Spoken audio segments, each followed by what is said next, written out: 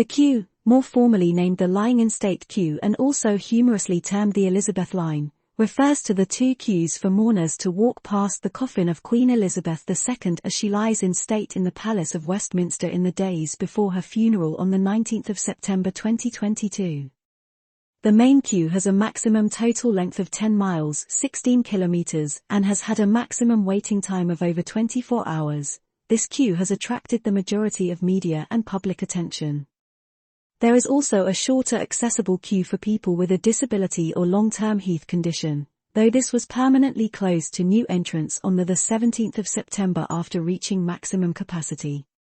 Commentators and observers have speculated on the significance of the queue as a symbol of the relationship of the British to their monarch, as a representation of the United Kingdom's national character, and as reinforcement of the stereotype that British people enjoy queuing and are skilled at doing so. Westminster Hall was first used as the venue for a lying-in-state in 1882, for William Gladstone, and since then the hall has been used for the lyings-in-state of Edward VII, George V, Mary of Teck, George VI, Winston Churchill, and Queen Elizabeth the Queen Mother. In 2002 the queue for the lying-in-state of the Queen Mother reached approximately 4 hours long, with an estimated 200,000 people viewing her coffin, and at Winston Churchill's lying-in-state the queue was approximately 3 hours long and 321,360 people paid their respects. The number of mourners in both cases was typical. 120,000 people viewed Mary of Teck, 305,806 were recorded as having filed past George VI, and approximately 250,000 people viewed George V, Edward VII, and William Gladstone. Routes. Main queue. The front of the main queue is in Westminster Hall, before which there is a security checkpoint. This leads into Victoria Tower Gardens, where barriers create a series of zigzags.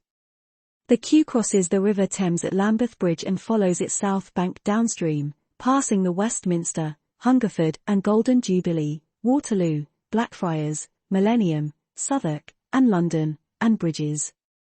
For the majority of the lying-in-state the queue then passed Tower Bridge to end at Southwark Park, approximately 10 miles from Westminster Hall. In the evening of the 18th of September the back of the queue was moved 1.5 miles west to Potters Fields Park, next to City Hall. The route passes by more than 500 portable toilets, as well as 8 first aid stations and multiple water stations. Accessible queue.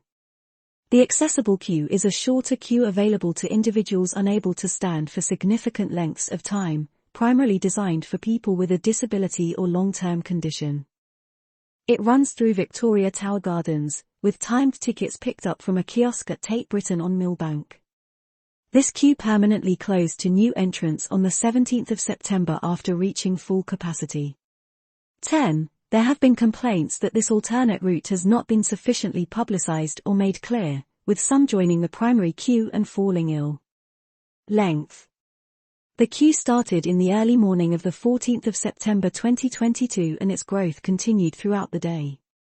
12. By 9:50 on the 16th of September, the Department for Digital, Culture, Media and Sport, who had been keeping a live tracker on the queue on their YouTube channel, declared that the queue was at full capacity for the first time, and entry would be paused for 6 hours to anyone new wanting to join the queue. Once both the main and accessible queues had reached maximum capacity and were temporarily closed, arriving mourners were directed to a holding pen in Southwark Park. Organisation. A coloured wristband issued to those joining the queue allowing them to temporarily leave the queue while retaining their place. The planning for the queue was supported by Professor Keith Still and master's students from Manchester Metropolitan University, as part of the broader planning exercise for Elizabeth II's funeral. The government designated the 4 days of the lying-in-state at Westminster Hall under the codename Operation Marquee, and designated related logistical operations outside Westminster Hall, including management of the queue, as Operation Feather. The Greater London Authority and the Department of Culture, Media and Sport, DCMS, coordinated operations, with on-the-ground assistance provided by nearly 800 paid stewards supported by 100 civil service volunteers and hundreds of scouts. The DCMS provided live updates on the status of the